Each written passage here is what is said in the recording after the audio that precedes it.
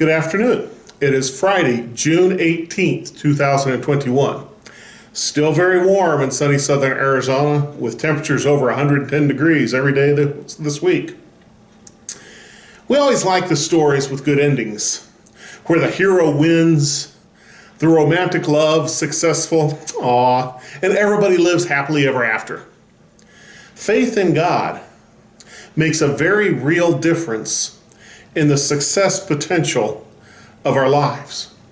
When we trust only in our own strength, influence, or ingenuity, we will find ourselves inadequate for the many tasks of life.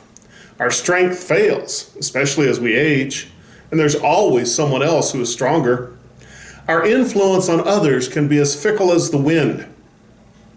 They can shift allegiances on a whim, and our influence will be as effective as giving our neighbors goldfish obedience lessons. Our cleverness and ingenuity can easily be broken upon the walls of bureaucratic indifference and societal changes. But faith in God is a characteristic that does not fail. God will bring to fruition the plans He has. In our roll call of faith in Hebrews chapter 11, verses 32 to 35a, and I'm reading from the New Living Translation, second edition. He says, "How much more do I need to say? It would take too long to recount the stories of the faith of Gideon, Barak, Samson, Jephthah, David, Samuel, and all the prophets.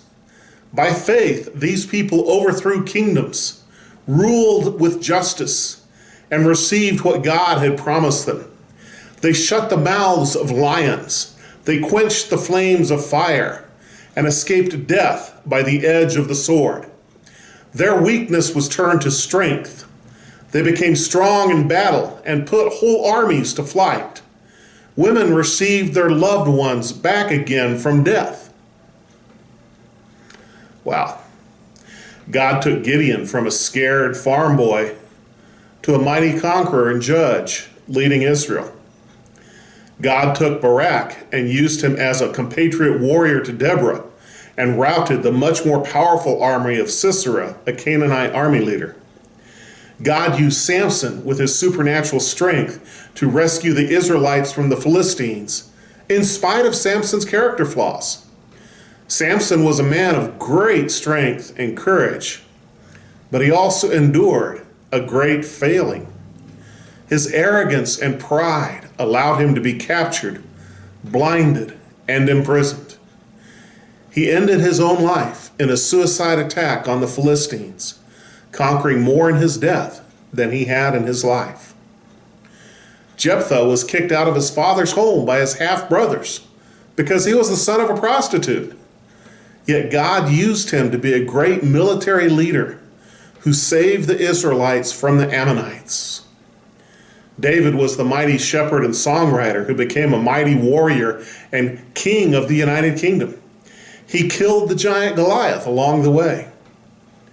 Samuel was a genuinely great prophet, leading the people away from idol worship back to worship of the one true God.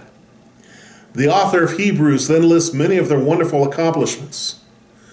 But the common theme is that they were overcomers and conquerors. Their weaknesses were turned into strength.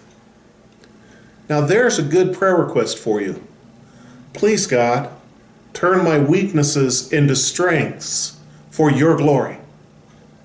All these men and women of God had serious flaws and character issues, yet God used them in mighty ways. If God can use their faith to make them overcomers, then perhaps He can do the same for us. We get so focused on our flaws that we forget that faith overcomes flaws. That as the people of God, we are a part of something larger than ourselves. That trusting God opens us up for supernatural giftedness and power to accomplish what God has in mind for us. Sometimes the biggest barrier to us living by faith rests between the arms of our own chairs. We're not to trust in ourselves, we're to trust in God. God is mighty. May we trust him and his strength this week. God bless you.